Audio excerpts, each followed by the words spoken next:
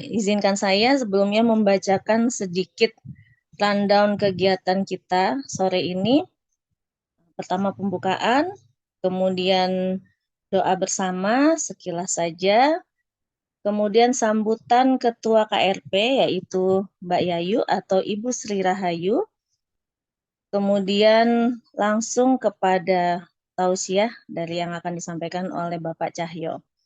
Dan mungkin nanti mudah-mudahan masih ada waktu di akhir kita bisa melakukan sedikit tanya jawab. Mau banyak juga nggak apa-apa sih, insya Allah. Baik, Robis Rohli Sodri, wa yassirli amri wahlul uqdatam min lisani yafqahu qawli. Sebelumnya, mari yuk kita berdoa dengan cara masing-masing saja, sesuai dengan kebutuhan kita masing-masing saja. Apa yang ingin dipanjatkan, apa yang ingin diminta. Kita mulai dengan Al-Fatihah. Bismillahirrahmanirrahim. Alhamdulillah. Amin.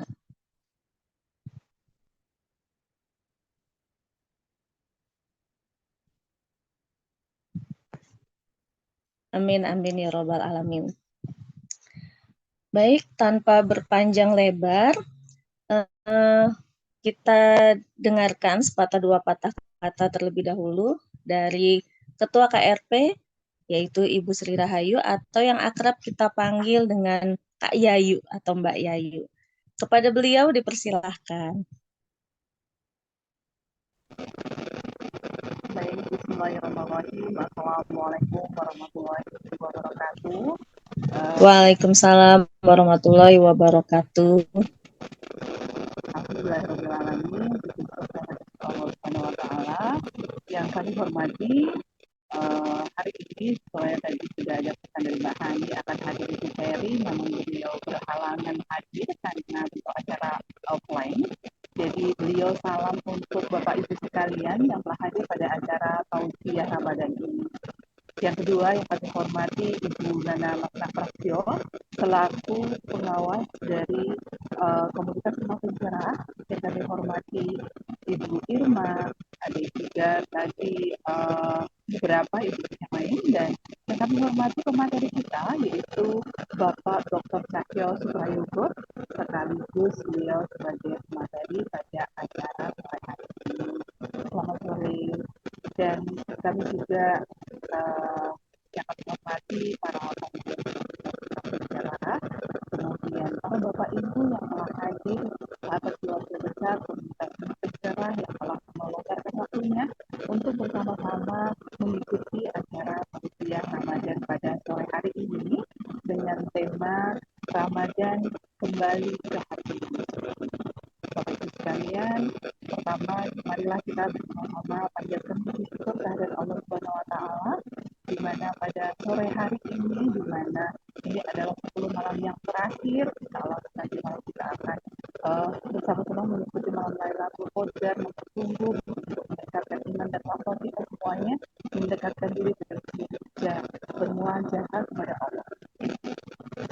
Kami merasa bersyukur dan berterima kasih kepada para pengurus, para bapak ibu sekalian yang pada sore hari ini bersama-sama ya kita hadir untuk meningkatkan pengetahuan kita, juga tentunya merefleksikan bahwa bulan Ramadan ini kita bersama-sama semoga kita bisa bersih ya, bisa bersih kembali suci, sehingga kita bersama-sama bisa beramal soleh untuk dimanapun komunikasinya, termasuk ini adalah komunitas rumah penjara, kita bisa meningkatkan amal soleh kita dalam rangka untuk mewujudkan orang tua, guru, dan masyarakat yang peduli dalam peningkatan kualitas pendidikan sekaligus masukan kepada anak-anak kita yang khususnya adalah anak usia ini.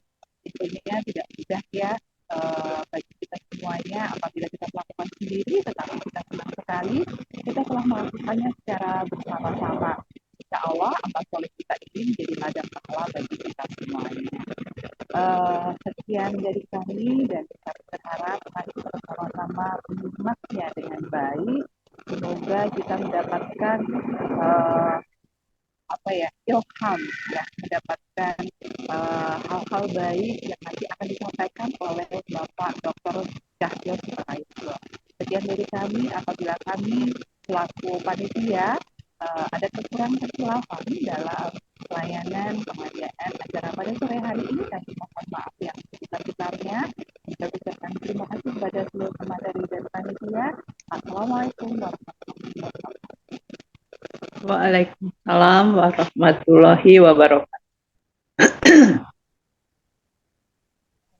Terima kasih jazakillahu khairan Kak Yayu yang sudah menyampaikan kata-kata pembuka untuk semakin meluruskan lagi niat kita bersama di sore hari ini ya.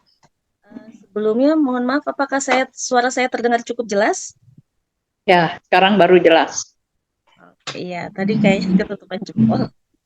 Ada Bu Ratih dan Bu Zunilda ini yang baru bergabung. Apa Ya, kabar Bu alhamdulillah Zunilda? baik. Assalamualaikum warahmatullahi wabarakatuh. Waalaikumsalam. Sehat ya Bu ya?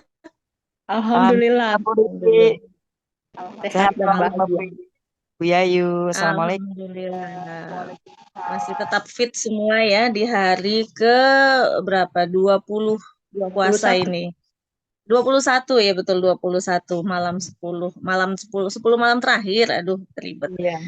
Baik, tanpa berpanjang lebar, tema kita sore ini adalah Ramadan kembali ke hati yang suci. Gitu. Ini sudah ada. Kita lihat nih di backgroundnya akun Zoom-nya KRP. Ramadan kembali ke hati yang suci. Nah, yang kayak gimana tuh ya Ramadan kembali ke hati yang suci itu gitu. Apakah hati kita selama ini tuh kurang suci gitu ya? Apa perlu dibasuh 3 kali gitu Pak? Atau pakai pasir disamak gitu biar suci kembali, kayak gimana itu ya? Kita ini penasaran juga nih saya nih, maksudnya seperti apa sih itu gitu. Perasaan selama ini hati saya baik-baik saja, tidak ada masalah, tidak ada penyakit. Itu kan perasaan kita ya kadang-kadang ya. Cuma mungkin nanti dengan mendengarkan apa yang disampaikan oleh Pak Cahyo Suprayogo ini, barangkali kita ada yang self reminder mungkin ya, merasa terkoreksi, jadi menjadi pengingat untuk diri kita sendiri. Oh iya ya, kemarin tuh kayaknya, aduh saya agak salah deh. Kemarin kayaknya saya kurang pas deh begitu. Harusnya nggak begitu ya. Mungkin kita akan menemukan hikmah-hikmah itu nanti dari apa yang disampaikan oleh Pak Cahyo. Sepertinya saya yakin sudah nggak sabar semuanya. Ini Kak Sinta aja yang sambil masak pun pasti bawa-bawa HP nih buat ngezoom di sebelah kompor. Jangan terlalu mepet kompor ya Kak Sinta, takutnya ini kena api gitu. Agak jauhin dikit. Yang penting kedengeran suaranya, powernya di full. Gitu. Baik, kepada Pak Cahyo, waktu dan tempat dipersilahkan. Baik, terima kasih Ibu Fitriani. Assalamualaikum warahmatullahi wabarakatuh. Waalaikumsalam warahmatullahi wabarakatuh. Alladzi hadana li hada wa ma kunna linahtadiya laula an hadanallah. Asyhadu an la ilaha illallah wahdahu la syarikalah wa asyhadu anna Muhammadan abduhu wa rasuluh. Allahumma shalli wa sallim wa barik ala nabiyyina wa ala alihi wa ashabihi wa man tabi'ahu bi ihsanin ila yaumiddin amma ba'd. Baik, tentu yang pertama-tama tiada yang patut kita panjatkan selain puja dan puji syukur kita kehadirat Allah SWT, Tuhan yang Maha Kuasa, Tuhan yang Maha Esa, karena pada kesempatan sore hari ini kita bisa bertatap muka ya, muwajahah ya, melalui online ya, istilahnya dunia maya. Tentunya salawat dan salam senantiasa kita juga sampaikan kepada uswatun hasanah kita, Rasulullah Muhammad Sallallahu Alaihi Wasallam. Tentunya juga sama-sama kita hormati, di tengah-tengah kita saya melihat tentunya yang pertama saya urutnya dari yang ketua ya, Ibu Yayu, Bu Sri Rahayu. Ini masih pakai baju pramuka ini. Ya, memang kalau sudah biasa di masyarakat ini ya every time ya gitu, kapan saja, di mana saja tapi tidak selalu Coca-Cola karena itu bahan bersoda yang harus kita jauhi. Oke ya, kemudian juga tentu jajaran pengurus komunitas rumah pencerah ya, pengurus yang sekarang, dan di tengah-tengah kita ada senior kita Ibu Nana Masna Prasetyo ya, karena saya sebut nama Pak Pras ya karena juga ya saya masih menangi ya ketika kumpul-kumpul ya terakhir kita di rumah dinas ya, rumah jabatan Pak Gubernur kita waktu itu Pak Ferry ya, Pak Anies ya, Bu Ferry. Kemudian saya juga sekali ketemu di Ikatan Cendekiawan Muslim Indonesia di Sekretariat di mana, di Mampang. Kemudian juga tentu ini Bu Irma juga, dan juga Bapak Ibu semua ya. Saya biasa Bapak Ibu karena tentu hari ini KRP kan bukan semata-mata komunitas para ibu ya, kalau bahasanya Bu Hati senengannya sekarang itu panggilnya komunitasnya emak-emak gitu. Emak-emak itu sudah bahasanya politis akhirnya ya kan? Bahasa pilkada dan bahasa pilpres. Oke ya, kita nggak usah ke sana. Kita karena tadi kata Bu Fitriani kita ingin menuju kesucian kan gitu ya, menuju kesucian. Baik, pada kesempatan sore hari ini saya senang sekali paling tidak ada apa ya, ada media ya, ada forum kita untuk bahasanya. Kalau saya sekarang sering lebih senang kepada bahasa sharing session ya, artinya ya sesi berbagi saja gitu ya. Kalau tausiah kesannya ini mau menceramai kan gitu ya. Namun sementara ya istilahnya kita sebagai fasilitator gitu ya, menyampaikan materi pemantik dan apa pemicu dan pemacu diskusi. Nah, ibaratnya begitu. Baik, saya mohon izin ke mungkin operatornya biasanya Mbak Hani ya. Saya izin apa, saya kalau tidak membaca sesuatu atau menyampaikan sesuatu yang tertulis, saya biasa tidak nyaman ya, karena lebih nyaman saya diberikan kesempatan umur, waktu oleh Allah, saya gunakan untuk menuangkan tulisan. Jadi versi tulisan ini adalah dalam rangka tausiah Ramadan 1445 Hijriah online ya, atas rumah pencerah KRP, Ahad 31 Maret 2024. Mungkin sekitar sekarang ini sekitar tanggal 19 ya kalau tidak salah ya, 19 Ramadan 1445 Hijriah. Baik, saya dengan diberi kesempatan apa tema topik seperti ini, setidaknya saya akan belajar kembali atau juga mungkin membaca-baca yang kemudian dari situ saya juga mendapatkan pengetahuan baru, mungkin inspirasi baru yang mungkin sempat terlewat atau belum saya pelajari. Mohon izin nanti kalau tulisannya sudah saya rapikan ya, karena hampir dalam beberapa hari terakhir ada kajian-kajian, tentu saya selalu menyempatkan untuk menulis. Malah kalau membuat PPT saya paling kesulitan adalah mencari backgroundnya, yang itu bikin lama berjam-jam hanya untuk mencari background. Background yang cocok, background yang bagus, walaupun banyak yang sudah gratis gitu ya. Namun kalau saya sudah kertasnya kertas putih, kemudian menuliskan, menuangkan ya bismillah, dengan itu sudah jadi tulisan ya, mudah-mudahan nanti bisa dibagi ya, siapa tahu tulisan ini bisa tetap bermanfaat untuk bekal kita semua. Baik ya, kita ingin berbicara kaitannya Ramadan ya, Ramadan, bahasa kita kembali ke hati yang suci gitu ya. Itu ya. Baik ya, saya kira kita sama-sama mengetahui tentu sebagai pengantar Ramadan kita sama-sama ketahui merupakan satu apa ya, bulan yang kita semua sepakat, bulan yang mulia, bulan yang penuh berkah. Nah, tentu ketika kita menyebut ya, saya kalau juga mendengar ceramah-ceramah para ulama dari Saudi ya, dari Mekah maupun Madinah yang lewat apa streaming ya maupun apa live-nya Mekah Roma maupun Madinah dalam bahasa Arab ataupun yang juga sudah diterjemahkan, berulang kali para ulama ya, para masyayikh di sana mengatakan syahrul Ramadan ya, ini adalah bulan Ramadan yang syahrul ini bulan yang mubarakah ya, yang mubarak, yang penuh keberkahan. Yang artinya bulan ini ada kebaikan demi kebaikan. Yang kebaikannya tidak satu dua, tetapi bahkan sangat-sangat banyak kebaikan. Yang dibuktikan dengan sebagai bulan yang dimana pahala itu dilipat gandakan. ya, sampai minimal 10 kali, bahkan bisa berlipat ganda. Ini berarti menunjukkan bulan ini bulan yang penuh barakah, ya, berkah, keberkahan, al-barakah itu artinya adalah thubutil khair fi syai', ya, adanya satu kebaikan yang melekat atau ada pada sesuatu. Jadi pada bulan ini ada keberkahan, di mana banyak kebaikan yang melekat pada bulan. Di antaranya di samping pahala yang dilipat gandakan, Allah memberikan ampunan, ya, juga kita yang tadi disebut Bu Fitriani, Bu Putri Fitriani, sudah menjelang 10 hari terakhir sebelum akhir bulan Ramadan, yaitu ada ada malam-malam yang disebut malam yang lebih baik dari 1000 bulan. Nanti kita hitung, ya, usia berapa kita kalau 1000 bulan. Kemudian bulan ini adalah bulan yang dimana memang Al-Quran diturunkan, baik mulai pertama kali turun dari Baitul Izzah sampai kepada langit dunia. Itu ada di kitab-kitab tafsir itu. Sampai kemudian dari langit dunia, dari langit hingga diturunkan kepada langit dunia, ya, diturunkan ke dunia.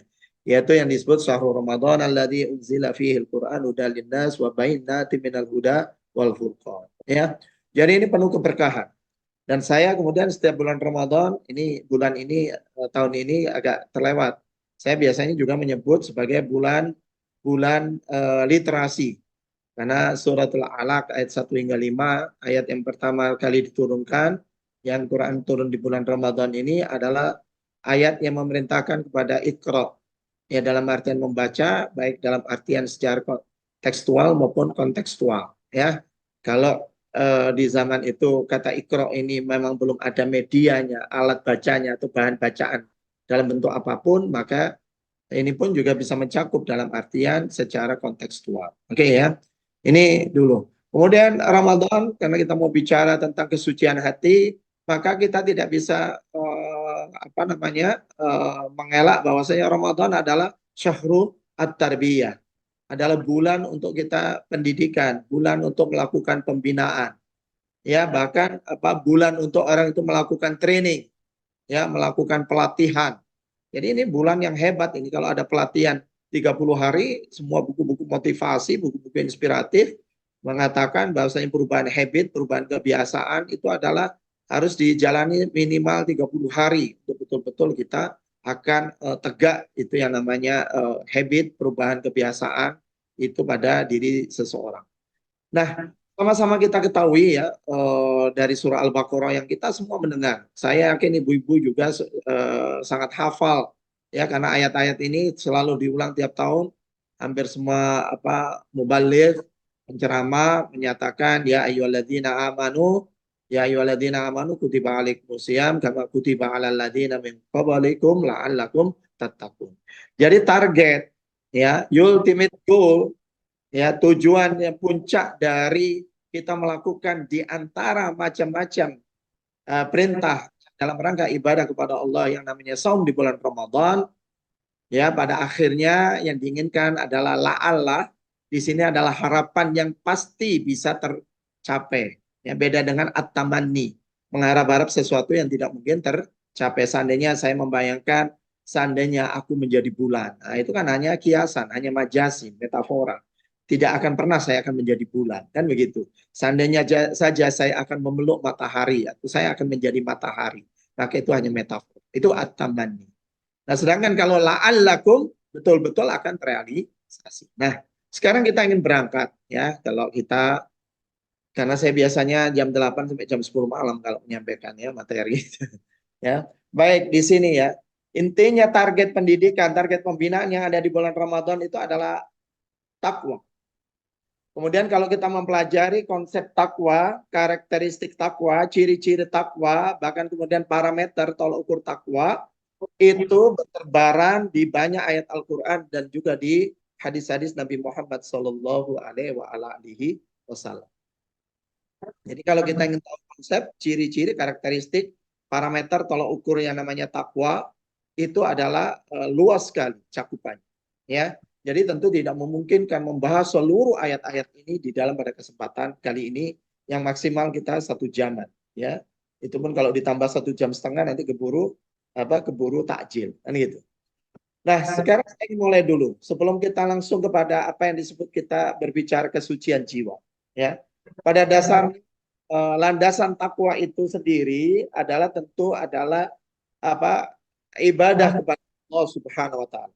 Ya, jadi landasan kita bisa menyebut seseorang, seseorang ataupun sekelompok orang mereka adalah orang-orang humul muttaqun, mereka orang-orang yang bertakwa. Itu adalah dasar berpijak, ya, karena dasar takwa itu adalah ada iman, ya, dasarnya adalah iman, ada keyakinan, ada keimanan, maka juga landasan dari takwa itu sendiri dari iman itu adalah bahwasanya adalah dituntunkan kita oleh Allah itu adalah beribadah kepada Allah Subhanahu wa taala. Ya, tidak akan sesuatu itu bisa disebut takwa kepada Allah Subhanahu wa taala kalau tidak ada landasannya. Karena landasan keseluruhan ya nanti amaliyah kita, aktivitas-aktivitas kita ya apa namanya aktivitas kita itu kecuali semuanya tegak berdiri kokoh di atas batu landasan yang disebut beribadah kepada Allah. Ya, beribadah kepada Allah sekaligus juga tentunya kita mengesahkan ibadah itu hanya bagi Allah Subhanahu wa taala yang disebut dengan tauhidul ibadah. Ya. Karena ini dalam rangka kita adalah untuk mengkaji ayat-ayat Allah dan sunnah-sunnah Nabi Shallallahu Alaihi Wasallam. Ya sedikit gaya saya awalnya kayak penceramah, gitu ya. Ya para bunda semua, para ayah dan bunda di komunitas rumah pencerah. Dan kita mengesahkan tauhidul ibadah dan kita tidak mempersekutukan Allah dalam apa pengibadahan yang kita lakukan. Dan padahal Allah juga menginginkan seluruh aktivitas kita dari tidur hingga balik tidur lagi semuanya dalam rangka ibadah kepada Allah Subhanahu wa taala. Ya termasuk bahwasanya kita beramaliyah, beraktivitas di komunitas rumah pencerah itu adalah juga tentunya Allah inginkan nanti itu adalah dalam rangka ibadah kepada Allah. Lillah, karena ibadah dalam rangka ibadah kepada Allah Subhanahu wa taala supaya memiliki nilai sebagai nilai al-a'mal as-solihah. Sebagai punya nilai amalan-amalan aktivitas-aktivitas yang bernilai kebaikan, kebajikan, solihah, soleh di sisi Allah Subhanahu wa taala. Supaya memberati timbangan kita nanti pada saat kita di hadapan Allah Subhanahu. Nah, dasarnya para bunda, para ayah dan bunda di komunitas rumah pencerah, kita coba membaca surah Al-Baqarah ayat 21. Kita mungkin sudah lewat ya, karena sudah sampai juz kesekian ya, sampai surat-surat Al-Qur'an yang kesekian. Yaitu Allah menyatakan ya ayyuhan nasu ubudu rabbakumul ladzi khalaqakum walladzina min qablikum la'allakum tattaqun. Wahai manusia, ibadahlah, sembahlah kepada Tuhanmu yang telah menciptakan kamu dan orang-orang yang sebelum kamu agar kamu bertakwa. Nah, ini. Jadi dasarnya takwa memang beribadah kepada Allah Subhanahu wa taala. Karena Allah juga mengajak, meminta kepada seluruh manusia, menyeru kepada seluruh manusia agar beribadah.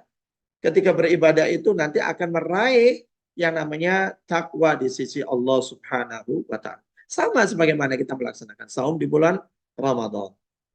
Ya, ini dulu. Ini menjadi dasar nanti Bapak Ibu, para bunda juga di komunitas rumah pencerah menjadi dasar. Saya lanjutkan dulu ayatnya ya sambil kita mencari keberkahan dari membaca ayat Allah SWT. Alladzi ja'ala lakumul arda firasyan was samaa'a binaa'a wa anzala minas samaa'i ma'an fa akhraja bihi minat thamarati rizqan lakum fala taj'alu lillahi andadan wa antum ta'lamun. Oke ya, ayat yang dialah yang menjadikan bumi sebagai hamparan bagimu dan langit sebagai atap dan dia menurunkan air hujan dari langit lalu dia menghasilkan dengan hujan itu segala buah-buahan sebagai rizki untuk. Nah ini nanti bisa dipelajari secara sunatullah al-ayat al-kauniyah ya. Asal usul kita mendapatkan rizki. Kita sampai ke tadi katanya Mbak siapa tadi yang katanya Mbak Sinta ya, katanya Mbak Sinta mungkin katanya siapa tadi Bu Fitriani ya sudah siap-siap sambil menyiapkan hidangan takjil dan siap-siap untuk iftar. Sampai datang di meja kita ini prosesnya adalah apa yang digambarkan di dalam ayat. Oke ya, kita lewatin. Tapi intinya adalah ajakan untuk menyembah beribadah kepada Allah karena dialah yang memang menciptakan kita, dialah yang Rabbul Alamin. Maka kemudian lebih jauh ibadah itu harus semata-mata untuk Allah dan tidak boleh Allah dipersekutukan dengan apapun. Fala taj'alu lillahi andada wa antum ta'lamun. Jangan sekali-kali kamu mengadakan bagi Allah itu sekutu-sekutu, tandingan-tandingan. Karena memang kompetitornya, pesaing-pesaingnya, tandingan-tandingannya tidak akan pernah sebanding, ya, sebanding, seberat, semampu, seberkuasa, sememiliki kekuasaan sebagaimana Allah SWT. Wa antum ta'lamun. Logika kita mengakui itu. Tidak ada yang maha besar, tidak ada yang lebih maha berkuasa, tidak ada yang maha menguasai segala sesuatu kecuali Allah SWT. Tidak ada. Tidak ada yang ada di langit dan bumi ini. Yang selain Allah SWT adalah makhluk. Kita adalah yang diciptakan. Ya, nah itu. Ini Bapak Ibu, para bunda dan para ayah dan bunda di komunitas rumah pencerah, ini menjadi dasar. Karena tentu saya tidak ingin kita lompat bicara tiba-tiba tentang kesucian hati tanpa dasarnya bahwasanya nanti dasar dari kesucian hati, ya bagian dari konsepsi takwa kepada Allah SWT itu sendiri ada di dalamnya, yaitu prinsip keimanan mengesahkan Allah di dalam ibadah. Nah, sekarang kita udah mulai masuk nih. Ketika orang itu bertauhid, istilahnya mengesahkan ibadah itu semata-mata karena Allah. Karena memang Allah inginkan hidup kita itu wa ma khalaqtul jinna wal insa illa liya'budun, untuk beribadah. Maka Allah lebih jauh ibadah yang kita lakukan itu harus kita lakukan dengan ikhlasul qalbi. Kata ikhlas, ya saya nggak perlu meruntut dari asal bahasa Arabnya ya. Artinya ikhlas itu artinya murni. Ikhlasul qalbi artinya kita itu mengikhlaskan hati kita. Jadi betul-betul ketika kita berbicara takwa kepada Allah Subhanahu wa taala. Landasan takwa kepada Allah Subhanahu wa taala itu adalah keimanan. Kemudian pengesaan dalam ibadah kita kepada Allah, di situ sudah mengajarkan kepada kita untuk kita ikhlasul qalbi. Kita harus memurnikan hati kita. Yang tadi kata Bu Fitriani, jangan-jangan kita sudah merasa yang kata Allah diingatkan fala tuzakku anfusakum. Jangan sampai Anda sekalian, kamu sekalian merasa diri kamu adalah yang paling suci. Karena Allah lah yang a'lamu bimanittaqo. Karena Allah lah yang sebenarnya yang maha mengetahui siapa di antara hambanya yang bertakwa di sisi Allah. Ya, baju koko yang saya pakai ini bagian dari tradisi, bagian dari karya peradaban umat Islam. Tapi tidak serta-merta baju koko ini kemudian menggambarkan kira-kira seberapa ikhlasul qalbi yang ada di dalam hati kita. Sebagaimana meskipun kita juga ya para bunda menggunakan jilbab misalnya. Walaupun jilbab sebagai satu simbol ketundukan kita kepada Allah Subhanahu wa taala. Tetapi bukan serta-merta kemudian karena kita sudah mengenakan sesuatu dalam rangka kepatuhan ketaatan kepada Allah, kemudian merasa, nih siapa toh. Nah, di sini ya. Jadi makanya tidak mudah, makanya kalau ada lagu yang mengatakan jagalah hati, itu paling susah. Ya, kita yang mungkin melantunkan jagalah hati itu juga tidak mudah. Ketika kita tampil melakukannya, kok suaraku kok merdu ya, suara kami kok merdu ya. Ya, itu sudah. Nah, padahal kita menyanyikan atau melantunkan jagalah hati. Jadi yang pertama adalah ikhlasul qalbi. Jadi konsep dasar takwa itu adalah ketika kita beriman, dasarnya tauhid dalam pengibadah kita kepada Allah, adalah kita diajarkan untuk ikhlasul qalbi. Kita tidak tahu apa kata isi hati antara saya, kata Allah, entah sebagai perintis, entah sebagai pendiri, entah sebagai pengawas, pengurus, anggota dari komunitas rumah pencerah. Siapa yang tahu isi hati kita manusia? Tidak ada. Bahkan ketika seorang sahabat Usama bin Zaid ya radhiyallahu anhu ketika sempat tetap memaksa orang yang sudah mengucapkan 2 kalimat syahadat dari orang kafir Quraisy kemudian tetap dibunuh ya, maka kemudian dengan beralasan ketika ditanya Rasulullah, kenapa kan nggak boleh kalau sudah mengucapkan 2 kalimat syahadat itu ditumpahkan darahnya ketika di medan pertempuran. Ya Rasulullah, dia ngomong itu kan hanya untuk alasan melindungi dirinya supaya selamat dari tebasan pedang. Maka kata Nabi, hal syaqaqta qalbal, apakah kamu pernah membedah dadanya? Nabi saja, ya Nabi saja, seorang sosok manusia yang diberikan an-nubuwah dan ar-risalah. Beliau itu akan tahu, ya tidak mengetahui apa isi hati manusia. Kalau bukan karena Allah beritahukan, karena beliau sebagai status an-nubuwah dan ar-risalah sebagai seorang nabi dan rasul. Jadi tidak ada para ayah dan bunda komunitas rumah pencerah yang namanya manusia itu tahu isi hatinya. Bahkan sejauh yang saya ketahui dari psikologi, ya itu kan bukan ilmu yang mempelajari jiwa, meskipun terjemahnya sering diartikan ilmu jiwa, tapi adalah mempelajari ya sesuatu yang bisa diindikasikan dari perilaku yang menggambarkan mungkin motif, mungkin motivasi, ya sikap, sesuatu yang dibalik jasad seorang manusia. Itu jadi ikhlasul qalbi. Apakah kita selama ini mengurusi komunitas rumah pencerah ini bukan karena ada motif tertentu?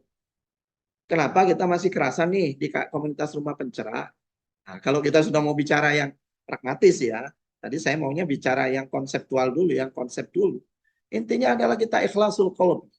Betapa kita harus meniatkan, betapa kita harus berorientasi, semata-mata kita tujukan, ya semata-mata kita tujukan kepada Allah Subhanahu wa Ta'ala. Bahkan kalau lebih jauh, ya yang namanya kita tazkiyatun nafs, yang namanya bahkan mensucikan jiwa. Ya, bisa memakai istilah kolbu, bisa memakai istilah nafs, ya nafsun, ya nafs. Itu kalau kembali pada landasan bertakwa itu yang pertama itu adalah kita harus murnikan. Kalau kita beriman, kita harus jauhkan dari penyakit-penyakit keimanan yang merusak kolbu al-mu'min, hati orang mukmin. Ya, karena nanti kalau dalam surah Al-Baqarah ayat setelah ayat kelima ya, ayat ya insya Allah ayat ke-6 dan seterusnya ya. Ketika berbicara tentang orang-orang yang menyembunyikan kekufurannya dalam hatinya, tapi menyatakan iman, atau yang di dalam bahasa Al-Quran disebut orang munafik, maka apa namanya? Maka dia menyembunyikan pengingkarannya di dalam hatinya, tapi lesannya menyatakan dirinya iman. Maka ketika kita memiliki iman, maka kita harus jauhkan dari penyakit-penyakit yang disebut dengan qalbu al-marid, hati yang sakit. Fi qulubihim maradun. Di dalam hati mereka itu ada penyakit. Nah, ini sudah kita bicara apa yang disebut kalau bicara kesucian hati, ya kita bicara tazkiyatul qalb, bicara tentang tazkiyatun nafs. Ya pertama harus itu dulu. Dasar iman kita bukan ya dicampuri dengan penyakit-penyakit yang merusakkan keimanan. Kalau kita beribadah semata-mata karena Allah, seluruh aktivitas kita akan bernilai amal soleh dalam rangka ibadah, supaya tidak sia-sia hidup kita di dunia, karena dalam surah Al-Qiyamah kita akan ditanya. Ya, karena manusia itu sering menyangka ahya sabul insanu ayyudraka sudah. Apakah manusia mengira bahwasanya kalau hidup itu nanti kita nggak ditanya? Kita ini ditanya nanti, Bapak Ibu. Ngurusi KRP ini nanti nggak akan ditanya cuma oleh pengawas. Tidak akan cuma ditanya, kalaupun pengawasnya rajin mengawasi kan gitu. Tapi ada pengawas yang maha pengawas. Ya, yang disebut sebagai ar-raqib, al-muraqabah. Allah yang maha mengawasi. Jadi ngurusi komunitas rumah pencerah nggak bisa main-main juga loh ternyata. Ngurusi komunitas dituntut serius. Iya. Ya. Karena kita diawasi oleh Allah. Ini ngurusin ini karena apa sih? Nah ini nggak boleh tercampur dengan kesyirikan. Jadi mengadakan maksud-maksud lain. Ya nanti ada pembahasan tersendiri ya. Mudah-mudahan kemarin Bu Ipa ya. Nanti ada hadiahnya ya. Bu Ipa kemarin sempat ikut ya. Karena Bu Yayu sudah menginformasikan waktu kajian. Insya Allah setiap ahad ketiga. Saya ada online bicara tentang qalbun salim. Ini kita pembahasannya akan panjang. Tidak mungkin cukup waktu kita. Artinya iman tidak boleh tercampur kekufuran. Karena itu akan merusakkan keimanan kita. Tauhid kita tidak boleh tercampur dengan kesyirikan, karena Allah nanti ketika sudah di hadapan Allah, nanti Allah akan tinggalkan kita dengan sosok yang kita persekutukan.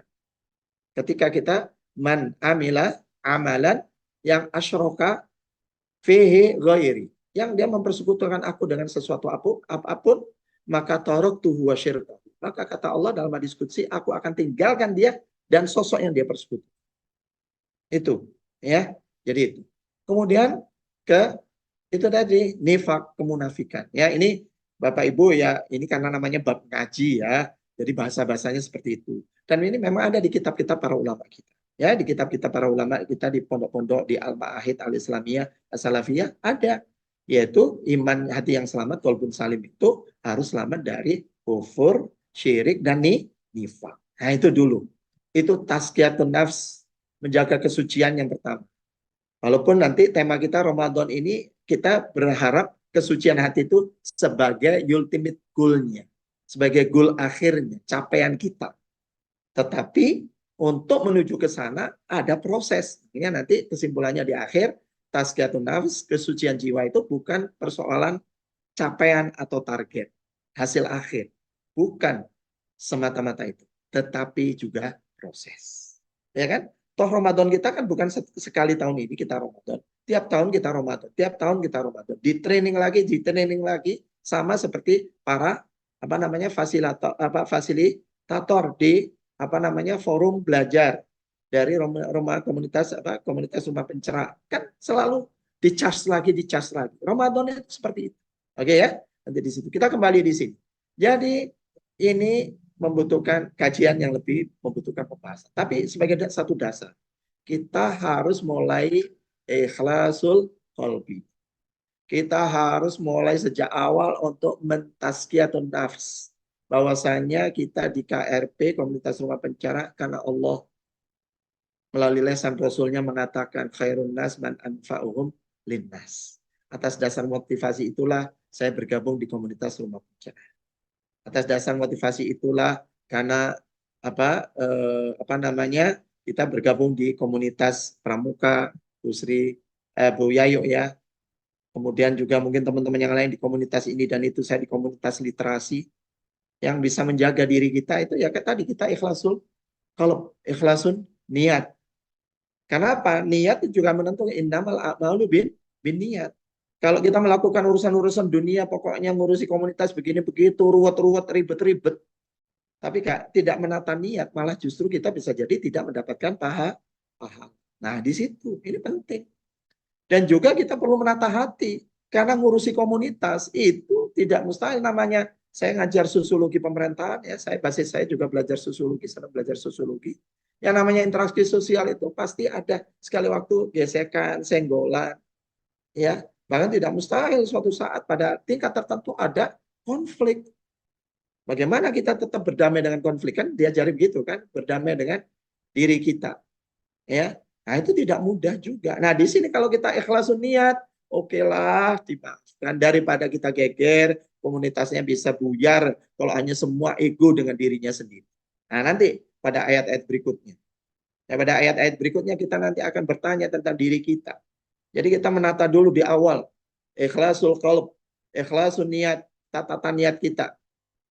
Ya, kita tata niat kita bukan semata-mata Ramadan. Perkara-perkara duniawi kita supaya bernilai ibadah kita tata. Untuk apa saya ngurusi KRP? Kenapa ngurusi KRP? Apa motifnya? Apa yang saya cari? Nah, itu pertanyaan-pertanyaan yang akan ditanyakan nanti di alam kubur sampai di alam yaumul mahsyar. Ya, Ramadan kan harus ada sedikit nakut-nakuti, ya kan? Memang begitu, karena memang Nabi itu sebagai pemberi kabar gembira dan pemberi peringatan supaya kita ingat. Ya, kalau kita bisa tertawa-tertawa, senyum-senyum, tapi dalam interaksi sosial kita, hati kecil kita, yang ngurusin kan saya doang. Emang gue ngapain repot-repot ngurusin? Toh yang lain aja nggak peduli. Emangnya urusannya komunitas itu urusan saya sendiri? Itu godaan-godaannya. Makanya jinnya, bahkan nanti jinnya itu setannya itu dalam minal jinnati wan nas. Bisa jadi yang satu dengarnya bisi-bisi. Lah iya jong, susah-susah ngurusi seorang leopopo. Ya bahasa Jawanya orang leopopo. Ya memang kita tidak akan mendapatkan apa-apa kalau salah niat, itu persoalan. Saya pun berusaha nanti di ayat-ayat yang berikutnya. Itu betul-betul seringkali akan menjadikan kita self assessment. Kita mawas diri. Ya, untuk mawas diri. Baik ya, kita lanjut yang tentang iman kita, ya, konsep takwa itu kita jaga, iman kita dari kufur, tauhid kita dari kesyirikan dalam ibadah, kemudian kita jaga dari nifak, kita ngomong tapi kok tidak cocok dengan prakteknya, kita gampang janji tapi mudahnya aku berjanji, mudahnya pula aku ingkari. Nah, seperti itu. Nah, nanti pembahasannya panjang. Oke ya. Saya akan ambil saja salah satu ayat. Ya, kalau diambil banyak ayat tidak cukup juga waktunya. Oke. Salah satunya ada surah Ali Imran 133 sampai 135. 3 ayat ini saja. Ini bicara tentang ciri-ciri orang yang bertakwa. Disebutkan di sini ayatnya adalah Allah menyerukan wasari'u ila magfiratin min rabbikum wa jannatin 'arduhas samawati wal ardh uiddat lil muttaqin. Bersegeralah kamu sekalian kepada ampunan dari Tuhanmu Allah Subhanahu wa taala dan surga yang luasnya sepenuh langit dan bumi yang disediakan dipersiapkan untuk orang-orang yang bertakwa. Iya kan? Dengan Ramadan kan kita ingin bertakwa. Ya, maka apa diantaranya kalau menurut versi surah Ali Imran 133 sampai 135 ini yang di 133 adalah kita kalau sampai mencapai derajat takwa itu adalah mendapatkan magfirah. Kita mendapatkan yang berikutnya adalah mendapatkan jannah. Jannah surga yang seluasnya langit dan bumi. Luar biasa. Luar biasa itu. Ya, mendapatkan magfirah ampunan dari Allah dan surga yang luasnya seluas langit dan bumi. Nah ini. Ya, oke, ini kita berhenti dulu di sini. Ayat ini menjanjikan untuk orang yang bertakwa. Berarti ini bisa menjadi ukuran nanti kira-kira apa ciri orang yang bertakwa itu. Kalau kita nantinya ya membaca ayat selanjutnya. Tapi sebelum saya ke situ ya, saya terburu-buru ya khawatir waktu. Tadi ya bicara mendapatkan ampunan dari Allah. Nah, ketika kita berbicara ampunan dari Allah Subhanahu wa taala itulah maka nanti kita sampai pada Ramadan itu memang kita berharap akan kembali suci. Dalam artian betul-betul kita memang mendapatkan ampunan dari Allah Subhanahu wa taala. Karena memang ampunan demi ampunan, magfirah demi magfirah yang memang kita inginkan. Ya. Kalau saya setidaknya banyak orang juga mengumpulkan minimal 3 dengan kalimat yang sering disampaikan oleh banyak penceramah. Kalau pada saat tarawih itu dikatakan ada mansoma, ya kan? Mansoma Ramadana imana wahtisaban ufira lahu ma taqaddama min dzambi. Udah gitu ya, kita sudah sering mendengar. Sampai kita hafal, yang tidak mau balik aja apa? Jamaah itu hafal, bapak-bapak ibu yang ikut tarawih tiap hari, 30 hari, hadis ini diulang-ulang. Iya kan? Pertama saum. Karena iman dia ihtisaban, berhitung kira-kira pas enggak niatan saya, amal saya terpenuhi enggak kriterianya, persyaratannya, dapat enggak nanti ganjarannya, baru kalau terpenuhi itu mendapatkan ampunan dari Allah. Kemudian man qoma, orang yang mendirikan ya qiyamul lail juga sama mendapatkan ampunan kalau dasar iman dan ihtisaban. Yang ketiga man qoma lailatul qadri, barang siapa yang mendirikan malam-malam Lailatul Qadar 10 hari yang terakhir juga akan mendapatkan ampunan dari Allah. Jadi intinya kita minta ampunan dari Allah SWT. Untuk apa? Supaya mudah-mudahan di akhir bulan Ramadan ini bahasanya seperti yang diinginkan oleh panitia adalah kembali kepada kesucian hati, bahkan kesucian diri kita secara keseluruhan lahir dan batin kita ini ya dengan Ramadan. Karena kita mendapatkan ampunan dari Allah. Ya, hampir semua amalannya, mulai saumnya, mulai berdiri qiyamul lailnya, mulai menegakkan Lailatul Qadarnya. Kemudian kita melakukan amalan-amalan yang lain, semuanya Allah janjikan dalam hadis qudsi itu dapatkan ampunan demi ampunan demi ampunan. Bahkan kita diingatkan, jangan sampai nanti selesai bulan Ramadan kita itu tidak terampuni. Nabi ada 3 hal yang sampai Jibril mengingatkan itu kemudian diaminkan oleh Rasulullah. Saya sampai hadis ini saya hafal. Saya baca di sini salah satunya adalah dikatakan apa? Cilokoh gitu lah kalau bahasa orang Jakarta ya, orang Jawa Timur. Celaka. Seseorang itu masuk di bulan Ramadan, kemudian selesai ya, tapi dia belum terampuni. Tadi karena tidak ihtisaban, dia tidak hitung-hitung. Ya, orang itu kalau jualan kan ada hitung-hitungannya, punya kalkulator. Ihtisaban itu bahasanya dari ilmu hisab, hitungan. Jadi ngitung-hitung. Beramaliyah ini juga kita ngitung-ngitung. Jangan sampai kita ternyata tekor. Ngitung kalkulator ternyata rugi. Kenapa? Ngurusi komunitas ternyata semua niatannya bukan yang karena Allah. Lala rugi, tekor. Gitu ya. Ya, sudah belum tentu ya bahasanya secara formal ada insentif misalnya. Karena memang komunitas itu definisinya adalah sebuah sekelompok orang yang melakukan aktivitas yang memberikan manfaat bagi masyarakat tanpa no payment. Itu bahasa komunitas yang saya baca dari buku-buku referensi. Jadi memang kalau komunitas ya siap-siap memang melakukan segala sesuatu sejak awal no payment. Bahwasanya kemudian dikenal social entrepreneurship itu lain soal. Bagaimana menghidupkan komunitas itu supaya terdanai kegiatannya, ya. Kemudian bahkan kalau perlu pengelolanya bisa nyaman dan aman dari sisi anggarannya, tidak bawa anggaran pribadi ke dalam anggaran komunitas. Alhamdulillah. Tapi kembali, kalau kita tidak pandai menghitung-hitung, tidak ikhtisaban tadi, bisa jadi tiba-tiba ternyata di akhir Ramadan kita tekor.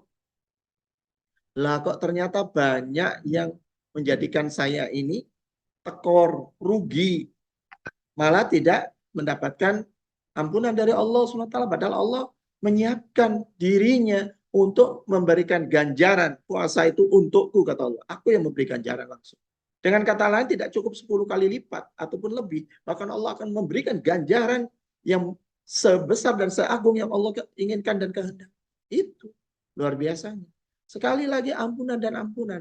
Disinilah yang kemudian kita katanya menginginkan, ya saya nggak perlu baca hadisnya ya, hadisnya panjang karena saya belum ketemu teks yang agak teks yang bahasa Arabnya bisa di copy, saya ambil pakai JPEG ya fotonya di sini. Katanya bahwasanya Allah kalau kita melaksanakan saum di bulan Ramadan, kemudian Nabi mensunahkan menegakkan qiyamul lail, kalau itu kita jalankan tadi ya hadis-hadis versi yang sebelumnya, imanan wahtisaban, tadi mendapatkan ampunan dari Allah SWT, maka di sini malah dijelaskan kalau itu semua kita lakukan, maka kita akan keluar dari Ramadan, kharaja minadzunubi kayaumi, nah ini ya, waladathu ummu. Dia keluar dosa-dosanya itu, ya dosa-dosanya itu keluar semua, ya bersih dosa-dosanya seperti hari kayaumi waladathu ummuhu, ketika seorang ibu melahirkan ya seorang bayi. Jadi saya awalnya cari-cari juga hadisnya mana, kalau di haji yang mabrur itu akan ya seperti orang yang baru lahir, ada ternyata ketemu hadisnya. Yang hadisnya adalah kita akan kembali suci sebagaimana kita lahir, baru lahir, atau dengan kata lain kita seolah terlahir kembali. Meskipun ini bukan konsep reinkarnasi, tidak. Tapi artinya kita terlahir kembali dalam keadaan kita suci. Kita dibersihkan dari dosa-dosa. Jadi dengan Ramadan, qiyamul lail dan apapun ibadah yang kita laksanakan di bulan Ramadan, kita mendapatkan ampunan. Dengan ampunan itu ikhtisaban, hitung-hitungan, mudah-mudahan dosa kita bersih. Sehingga bersihnya itu kembalinya kita seperti kita itu barulah lahir. Ini ampunan yang kita rindukan. Tapi saya menyebutnya ini adalah ya secara formal selama kurang lebih 29-30 hari. Karena setelah itu kita ada momentum yang namanya Idul Fitri. Dari bahasa Arabnya ada ya'udu aidan, yang artinya berulang, kembali lagi. Ada ya'udu, kembali. Artinya kan dulu kan pernah Ramadan. Kita kembali lagi Idul Fitri, bulan Syawal. Nanti tahun depan lagi akan kembali. Nah, di sini kita diingatkan memang setelah Ramadan nanti selesai zakat fitrahnya dan seterusnya. Kenapa disebut zakatul fitrah? Karena intinya adalah untuk menyempurnakan kekurangan-kekurangan selama kita melaksanakan saum di bulan Ramadan dan qiyamul lailnya dan seterusnya dan seterusnya. Untuk apa? Zakatul fitri. Untuk menjadikan kita ini kembali pada fitrah. Back to basic. Back to fitrah. Kalau bahasa keren ya kan, ada kan pelatihan yang sekarang ini bukunya tebal. Dengan biaya yang cukup mahal, namanya pelatihan training back to fitrah, back to basic. Kita akan kembali pada fitrah. Salah satunya makna fitrahnya adalah kita seperti seorang bayi yang baru lahir, yang baru dilahirkan oleh seorang bunda. Berarti yang namanya bayi yang lahir dalam kondisi katakanlah ya, yang istilahnya apa, MBA gitu ya, marriage by accident kata orang, nauzubillah, sekalipun maka seorang bayi yang lahir itu adalah suci. Dia adalah sesuai fitrah. Kalaupun bahkan nanti seorang bayi yang lahir itu katakanlah ya, kemudian katakanlah nanti ayah bundanya ada hadis, itu katakanlah ya dia belum sampai ya akil balik dan seterusnya meninggal, maka dia jelas dijanjikan surga karena dia masih fitrah. Jadi kita ini akan kembali Idul Fitri ini akan kembali fitrah sebagaimana kita seperti barulah lahir. Tapi tentunya ini secara formal kan, kita bulan Syawal adalah bulan Idul Fitri, iya kan? Secara formal. Tetapi kitalah ya, kita yang bisa melakukan self assessment. Kita yang bisa melakukan muhasabah. Muhasabatun nafs, menilai diri, yang ngitung-ngitung diri. Pantaskah memang saya ini adalah keluar dari Ramadan dalam keadaan dosa-dosa saya sudah terampuni? Kemudian saya justru akan kembali sebagaimana seolah-olah saya ini seorang bayi yang baru dilahirkan oleh seorang bunda. Itu. Ya sama-sama kita ketahui hadis yang saya nggak perlu baca hadisnya, para bunda apalagi yang di komunitas rumah pencerah kan, insya Allah para bundanya rajin ngaji, ya rajin ngaji, ya rajin ibadah, insya Allah Allahumma. Iya kan? Setiap anak kullu mauludin yuladu alal fitrah, kembali fitrah. Maka kemudian justrulah keadaan orang tua, lingkungan yang membuat ya fitrah di atas fitrah tadi yang suci, dalam artian fitrah dalam artian betul-betul suci, fitrah dalam artian tabiat, ya fitrah dalam artian tabiat, istilahnya apa? Bahasa kita itu ada istilah nature, ya kan, di pendidikan di psikologi ada istilah nature, ada nurture, ya ini adalah apa? Based on nature, di atas berbasis fitrah. Karena manusia memang diciptakan di atas fitrahnya. Ya, itu suci. Dan kemudian kalau kita baca ayat yang lain, bahwasanya fitrahnya nanti adalah bertauhid. Fitrahnya itu adalah orang yang bertauhid, mengesahkan Allah dalam ibadah. Bahwasanya dia di dalam beramal, dia haruslah ikhlasul qalbi, ikhlasul amal, memurnikan amalannya. Itu. Ya ini. Jadi untuk kembali kepada fitrah. Ya, jadi kita berharap tentunya akan kembali kepada fitrah sebagaimana kita dilahirkan kembali. Nah, sekarang ini yang penting. Catatannya, tadi kan saya sampaikan, saya membahasakannya ini formal. Secara formalitas kita ini selesai Ramadan, masuk bulan Syawal, kita menjalani yang namanya Idul Fitri. Tapi apakah kita sudah betul-betul kembali pada fitrah dalam artian suci, bersih, kita sudah terampuni dosa-dosa kita? Kita yang ihtisab, kita yang bisa menilai diri. Di sini, saya betul kata Bu Putri Fitriani tadi, jangan-jangan kita kadang-kala merasa kayaknya baik-baik saja. Toh yang penting selesai Ramadan, ketemu bulan Syawal, Idul Fitri, toh saya alhamdulillah nyaman, aman, wah ibadah saya sudah merasakan kayaknya saya mendapatkan Lailatul Qadar dan seterusnya. Gitu ya. Maka yang paling baik kita sembunyikan, kalaupun kita merasa ada ciri-ciri tanda-tandanya malam Lailatul Qadar. Ya kan? Karena apa? Karena itu yang kita ketahui antara diri kita dengan Allah Subhanahu wa taala. Ya, itu. Baik, jadi di sini ya saya mau sampaikan bahwasanya kita ini baru secara formal. Nah, sekarang saya ingin membahas ayat ini. Mudah-mudahan cukup ya, karena ternyata sudah jam 17. Ya, mudah-mudahan cukup ya. Ini bicara amalan lahiriah. Saya kemarin baru ceramah ngisi terawih karena pas ceramahnya kosong di Masjid IPDN, saya ngisi. Tapi saya bicara letterlek apa adanya ayat. Bicara amalan-amalan apa dimensi sosial. Ya, ada berinfak dan seterusnya. Tapi saya akan berbicara dari isi, nanti kita cerita tentang yang namanya tazkiyatun nafs. Jadi kesucian hati itu bukan ketika selesai Ramadan, bulan Syawal, Idul Fitri, maka kita semua selesai merasa diri kita sudah suci, bersih. Ya, padahal kita harus menghadapi lagi 11 bulan ke depan. Nah, dari sini kita harus memahami takwa kepada Allah, takwa di sisi Allah sebagai the ultimate goal dari Ramadan kita. Itu ada hasil, bisa juga harus kita lihat sebagai proses. Iya kan? Ramadan 1 bulan, dengan takwa, kalaupun kita mendapatkannya, maka kita akan menghadapi 11 bulan. Berarti takwa ini juga merupakan proses untuk ketemu dari Ramadan ke Ramadan berikutnya. Nah, oke, sekarang saya bicara. Baca ayatnya di sini, Bapak, Ibu, para bunda, semua komunitas rumah pencerah. Ciri orang bertakwa, tadi kan terkait ayat tadi di atas. Uiddat lil muttaqin. Siapa orang yang bertakwa?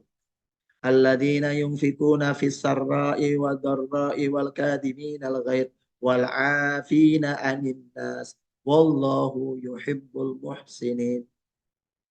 Dikatakan apa? Saya akan tidak berbicara di tataran fisik lahiriahnya, sesuatu yang sifatnya tangible, sesuatu yang fisik yang bisa kita sentuh. Saya akan mau lihat dari aspek sisi tazkiyatun nafsnya, dari sisi kita untuk memelihara menjaga hati. Orang yang bertakwa itu adalah orang-orang yang menafkahkan hartanya dikala lapang, dikala sempit.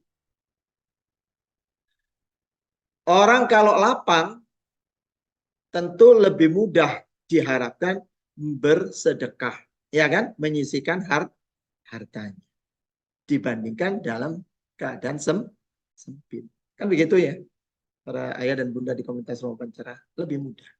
Namun pertanyaannya, apakah ketika lapang mesti kemudian orang dengan gampangnya karena uangnya banyak? Sampai katanya Bu Adiati kalau dengar ada orang kaya gitu, Mas, rumahnya Mas, Masya Allah. Mas, mobilnya Mas, Masya Allah. Kira-kira isi ATM-nya berapa ya rumahnya sebesar itu? Nah, gitu. Karena bisa jadi ATM-nya kosong, malah rumahnya yang besar, mobilnya yang banyak, tapi ATM-nya kosong. Bisa kecelek, ya kan? Buktinya saya ini banyak orang, waduh, Masya Allah Pak Haji Cahyon, Alhamdulillah. Kalau dipersangka baik, banyak rezekinya Pak Haji. Gitu. Senang saya.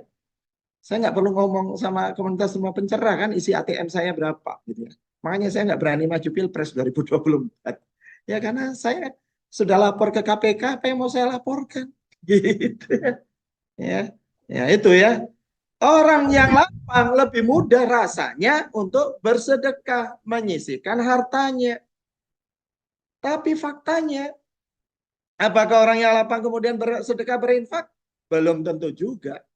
Disinilah sebenarnya berinfak, menyisihkan sebagian dari harta. Bahkan kalau dalam bahasa Al-Quran itu, lan tanalul birra hatta tunfiku mimma tuhibbun. Sungguh benar-benar kamu belum sampai pada suatu kebajikan sehingga engkau adalah menyisihkan, menginfakkan, menafkahkan sesuatu yang kamu cintai. Kita rata-rata biasanya kalau punya ada program filantropi, kira-kira mana ya baju bekas yang bisa saya bagikan? Kira-kira mana ya apa tas-tas bekas yang bisa saya bagikan? Karena ya, saya tahu persis ya, sudah punya istri ya tahu lah. Ya namanya ibu-ibu itu pasti paling seneng mengumpulkan baju sama tas. Ya, saya bilang makanya kata putri saya ini Kiki kemarin ya supaya lebih ini ya cair ya nggak usah serius-serius. Saya ditanya, ya nggak beli baju lebaran. Udah nak, sudah cukup lah. Baju ayah kan tergantung ayah yang pakai. Besok tahun yang lalu belum dipakai, sekarang dipakai. Tahu orang nggak punya baru. Karena nanti semakin saya beli baju baru, nanti khawatir ribet mempertanggungjawabkan ketemunya nanti di sana nanti repot. Ji, mohon izin reminder waktunya tinggal 1 menit lagi, Pak. Ya, insya Allah. Ya, bersyukur saya diingat. Bisa nanti bablas takjil. Oke ya, Ini Mbak Hani atau Mbak Anu Bu Fitriani tadi ya. Oke. Jadi ya apa? Orang yang lapang dilatih apa? Hatinya untuk dia mau mengikis ya kesombongannya. Bahwasanya jangan mentang-mentang punya duit, karena belum tentu orang yang dalam keadaan berpunya, berkelebihan, berkelimpahan secara nominal itu mau menyedekahkan. Kalau ada orang lebih menyedekahkan, kesannya biasa-biasa. Karena kita akan ketemu ada orang kok sempit tapi bersedekah. Bahkan kita termasuk negara yang saya sudah baca hasil penelitiannya, saya lupa namanya, penelitian internasional, Indonesia adalah negara yang bangsanya, masyarakatnya paling dermawan. Karena memang kita masih menemukan orang yang keperluannya adalah untuk memenuhi kebutuhan dirinya, tapi masih sudah mau berbagi untuk orang lain. Kalau dalam bahasa agama itu sudah namanya ithar, yaitu apa? Mendahulukan orang lain daripada dirinya. Kalau orang yang bukan, yang kata dalam bahasa doanya itu yang wa qalban maf'uman bisyukrika, kalau hatinya tidak penuh rasa limpahan bersyukur pada nikmat Allah, tidak mungkin lahir ada orang dia pas-pasan secara fisiknya yang tangible yang dia miliki, malah dia mau berbagi. Jadi di sini. Jadi sebenarnya berinfak di kala lapang, apalagi di kala sempit, kita diuji oleh Allah. Kira-kira kita yakin nggak kalau seandainya kita infakkan? Ada beberapa teman yang Masya Allah, dia punyanya 100.000, diinfakkan 100.000. Nah kalau saya masih mikir, berarti masih ada di dalam hati kita, belum bersandar sepenuhnya. Untuk kita menata hati kita. Jadi sebenarnya berinfak itu adalah untuk membersihkan, meruntuhkan, mendekonstruksi yang namanya kesombongan kita. Merasa kita yang kaya, merasa kita yang punya lebih. Kalau kita berikan bakal nanti pasti berkurang. Padahal orang yang berinfak, ya, berinfak pagi harinya niscaya akan diberikan kecukupan. Lanjut ya, sedikit Mbak atau Bu. Wal kadhiminal ghaidh. Menahan amarah. Saya pengalaman ya, karena saya merasa dosen, sudah S3. Saya kalau di Jakarta saya merasa keren, IPDN Kementerian Dalam Negeri. Kalau ada nggak pas-pasnya dengan orang, katakanlah orang itu terus sewot, saya selalu akan siap-siap mengeluarkan kata-kata, saya ini loh dokter, saya ini loh dosen IPDN Kemendagri. Apalagi kalau tiba-tiba polisi macam-macam, kita nggak salah tiba-tiba nyegat.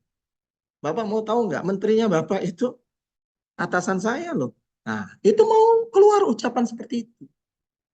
Padahal kita disuruh menahan amarah. Jadi tidak mudah ternyata orang itu menahan amarah. Makanya ada anger management. Ada manajemen mengendalikan amarah. Kalau dibahas, satu workshop sendiri. Nah, kan makanya nggak saya bahas. Gitu ya. Walkadiminal ghaid. Jangan sampai marah kita ini kemudian mempengaruhi sikap dan perilaku kita. Wes, meneh gak tak kancani. Saya masih ingat kalau SD itu, wes tak satru. Wes tak satru. Wes gak tak kancani lagi. Gak tak temani lagi. Nah, seperti itu. Padahal kita diajari la takdob. Jangan gampang-gampang marah. Ternyata marah, menurut ilmunya Bu Nana, menurut ilmunya Bu Nana itu ada anger management. Jadi ini bicara tazkiyatun nafs itu ada manajemennya. Makanya kalau perlu KRP itu yang pinter-pinter, yang sudah punya konsep, bikin acara yang dari situ kita bisa. Tapi jangan juga entertainment acara tazkiyatun nafs, tapi kita sendiri harus berhati-hati, jagalah hati. Gak mudah. Yang mentraining jagalah hati tidak mudah. Wal afina anin nas. Terakhir adalah memaafkan orang yang mendolimi diri kita. Siapakah di antara kita yang sanggup? Kalau sampai sanggup seperti versi ayat ini, inilah yang disebut orang yang disebut muhsin. Berbuat ihsan. Bukan sekedar muslim dan mukmin, tapi dia muhsin.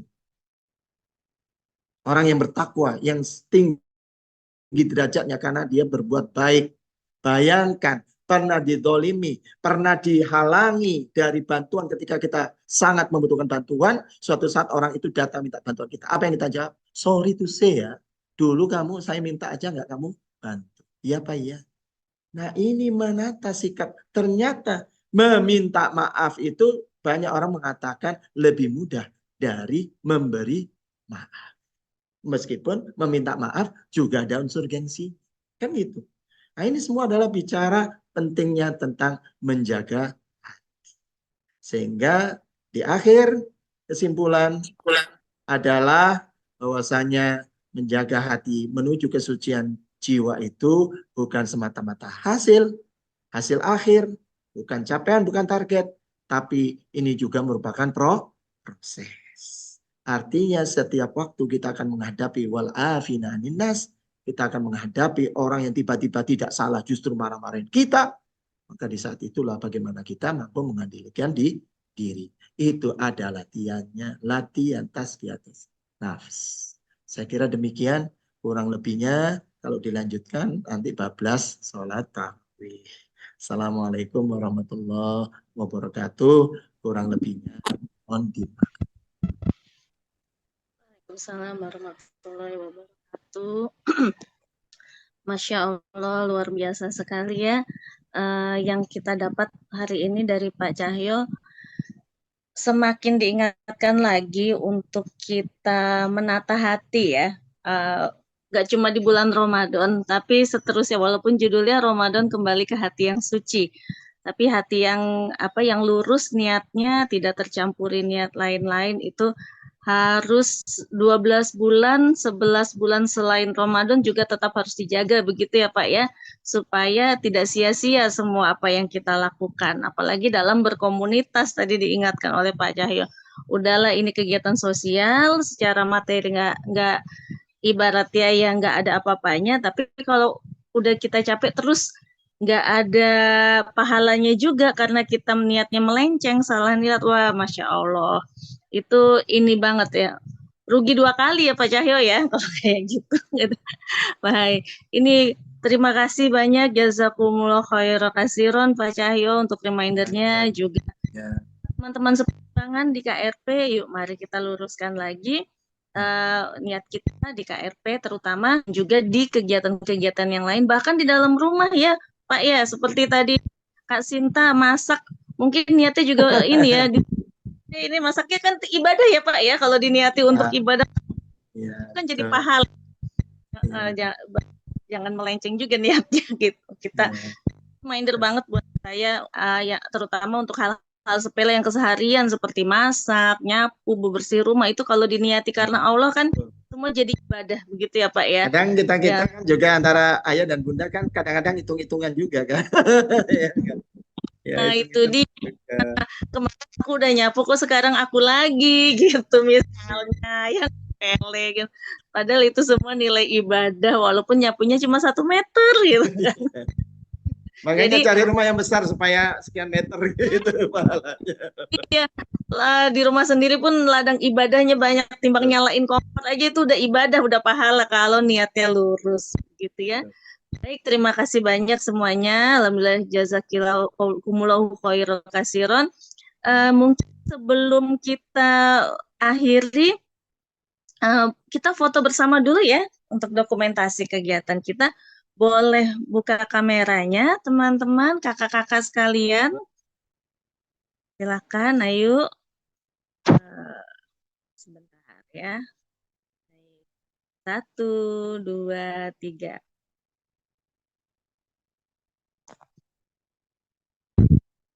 Oke, sekali lagi ya. 1, 2, 3.